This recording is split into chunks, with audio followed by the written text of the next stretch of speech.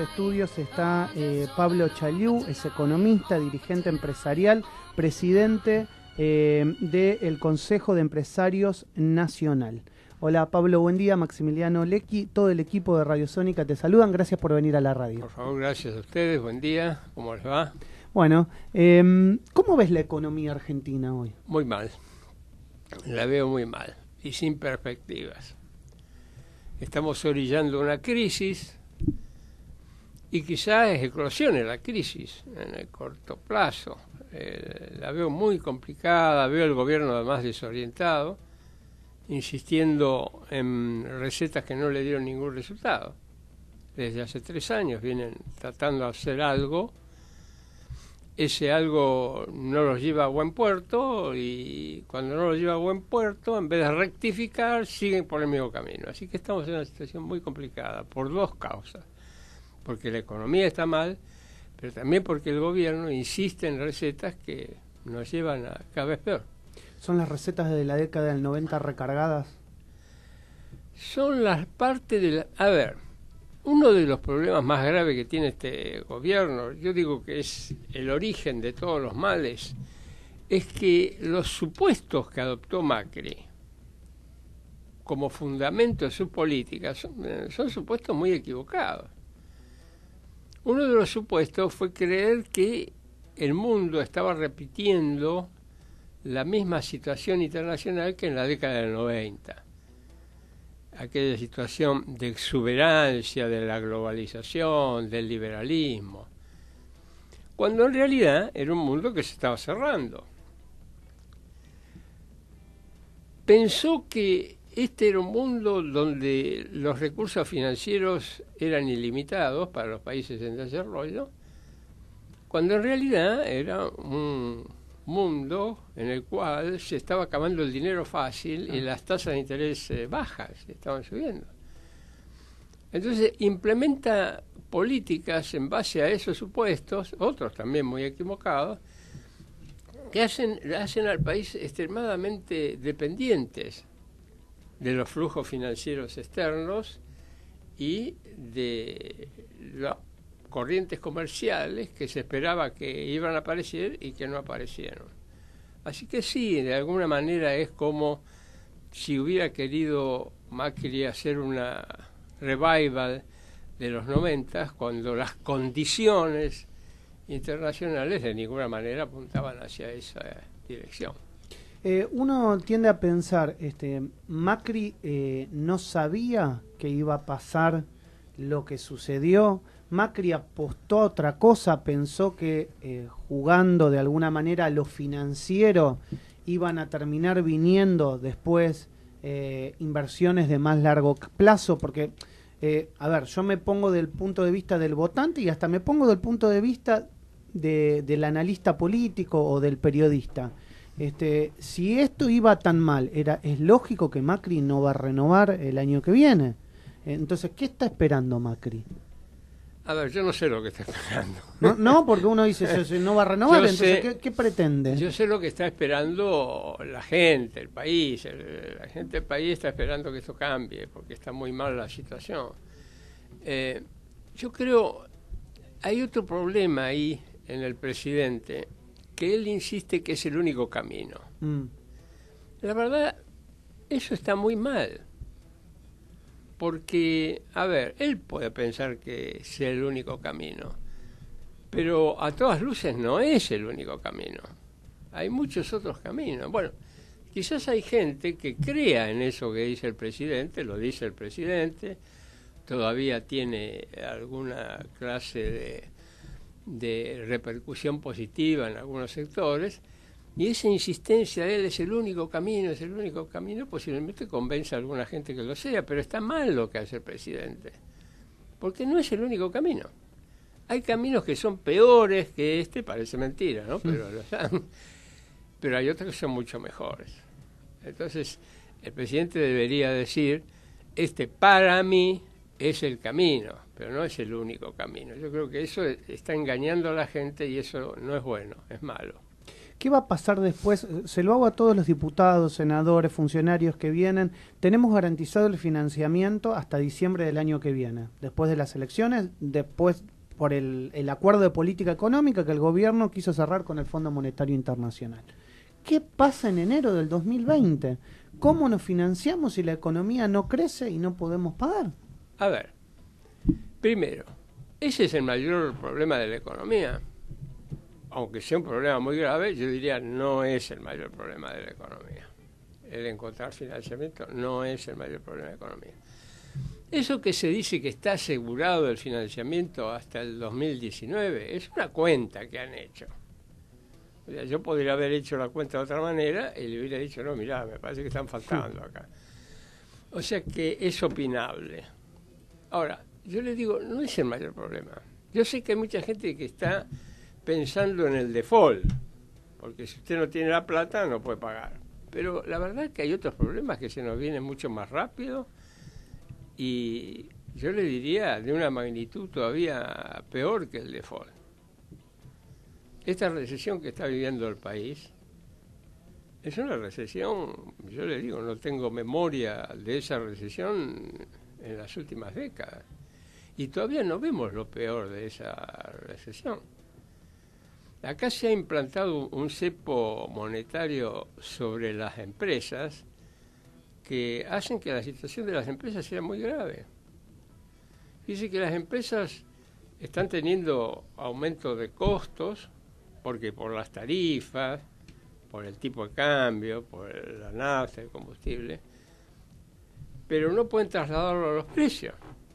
Pero al mismo tiempo, ¿qué hacen? No las pueden absorber tampoco. Tampoco pueden recurrir al financiamiento que podrían recurrir porque están pagando tasas de interés.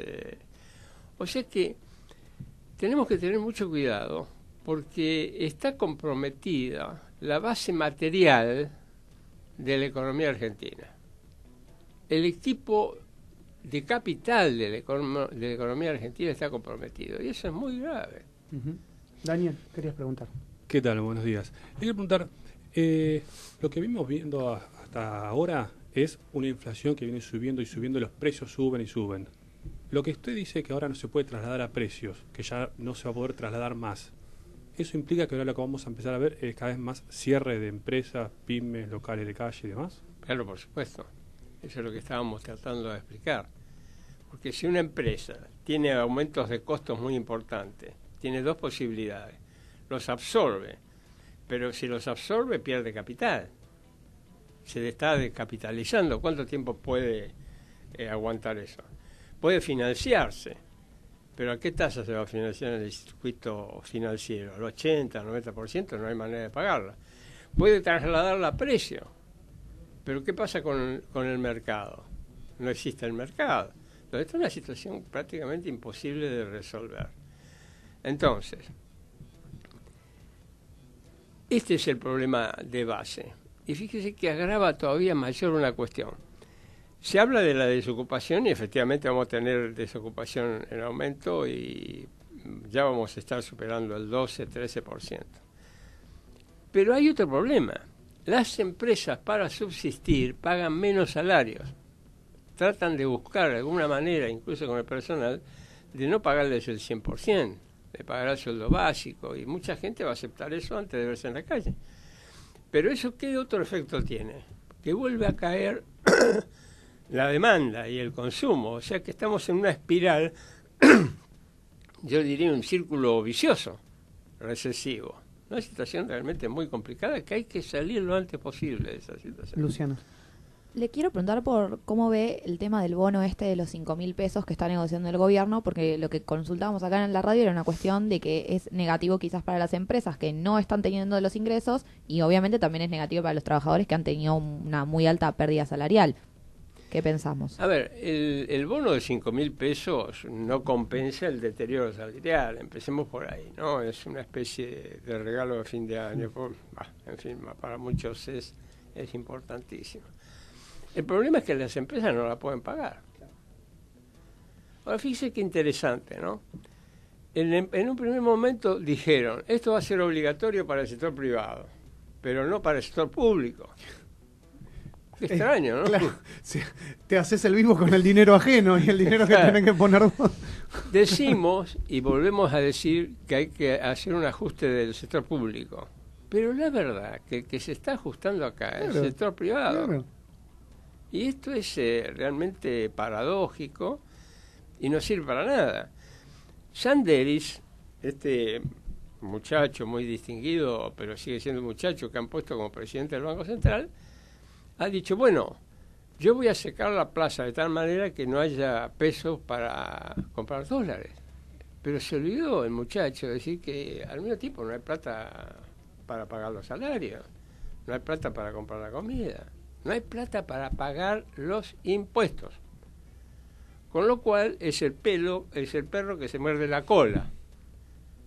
Porque ¿de dónde va a sacar entonces la posibilidad de equilibrar el presupuesto del gobierno? No tiene posibilidad de hacerlo. Complicado. Hablamos de la inflación, hablemos de la gente, de la situación social que se vive en la calle, que está muy difícil. Se vieron ayer los movimientos sociales en la 9 de julio. ¿Cómo hace la gente para llegar a fin de mes? Que algunos no llegan al 15, no llegan al 20, una familia con 2, con 3 hijos, montos de dinero que tienen que superar los 25 mil pesos como para poder vivir, ¿no? Como para poder... ¿Cómo hace? Y bueno, ¿Cómo no pueden, llegan? no pueden. Pero por eso volvamos, si me permiten un poquito, cuando el presidente dice, este es el único camino, no es el único camino. Y este camino nos lleva a una tragedia social, a un sufrimiento de la gente, de las empresas, que hay que evitarlo y que no tiene por qué ser así. Entonces, ustedes me preguntan, bueno, ¿cómo hace la gente para llegar? No llegan. No consumen. No consumen. Entonces estamos en una situación muy complicada. Esperemos que esto no dé lugar a situaciones muy complicadas en lo social. Sí, claro. Que podemos tener, como ya ha vivido el país muchas veces. Ojalá que no sea así. El tema de impuestos, ¿por qué han aumentado tan desproporcionadamente para la gente? Es extraordinario, ¿no? Porque este gobierno que dijo, yo no voy a poner retenciones, puso unas retenciones payasescas, digamos, porque pone 4 pesos de retención es medio tonto, porque no se hace así, se pone un porcentaje de la venta, pero nunca una cantidad fija. Duhovne dijo, bueno, esto yo pongo una cantidad fija para que la inflación vaya, digamos, comiendo el impuesto y dentro de poco el impuesto deja de existir, una cosa media, si se me perdona, payasesca. Fíjense que dijeron, no vamos a recurrir a aumentar el impuesto a los bienes personales, están aumentándolo ahora. Nosotros siempre propusimos, un grupo de economistas que alertamos que esta situación iba a ocurrir desde muy temprano, propusimos, bueno, muchachos, ¿por qué no restituyen los impuestos? Pero, ¿sabe? Y ellos están haciendo eso ahora y parecería que eso fuera una solución, pero no es una solución. Porque lo están haciendo en un ambiente recesivo.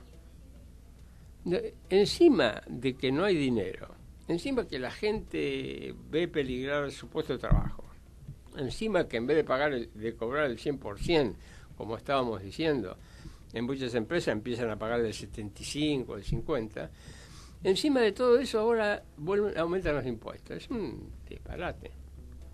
Los impuestos solo se pueden aumentar cuando usted tiene una política de fuerte reactivación del aparato productivo. Pero cuando usted tiene una situación de recesión, intentar aumentar los impuestos realmente es disparatado. Ahora te hago una pregunta política. ¿Crees que el propio gobierno puede corregir el año que viene, sea con Macri, o sea con Vidal, o sea con otro candidato, o se necesita otra política económica de otro partido político, de otra ideología, de otra visión, para que esto cambie? Bueno, volvemos entonces. El problema original está en la ideología. El problema original está en las bases doctrinarias de estas políticas. Por lo tanto, no hay ninguna solución si se quiere volver a aplicar esta ideología de nuevo. Podemos cambiar alguna política, hacer que las políticas de tasa de interés no sea tan explosiva y tan perniciosa como esta del 100% de interés anual, porque, cuidado, te dice que las LELIQ pagan el 65, el 70, y no es así. El costo de las LELIQ es 100% anual, porque se capitalizan semanalmente. Se puede haber cambios de política, yo diría homeopáticos, pero si no se cambia la ideología de base, si no se reconoce que hay que cambiar la política de ingreso, que hay que volver a poner plata en el bolsillo de los asalariados, de la gente que menos tiene, que hay que hacer una política industrial de expansión, si no se cambia de raíz las políticas, no hay ninguna solución posible. Bueno, ¿y el tema del dólar está contenido o es recién estabas diciendo, es una bomba que se pudo contener pero que en cualquier momento puede estallar? Pero el dólar, a ver, ya a esta altura del partido tiene escasa importancia.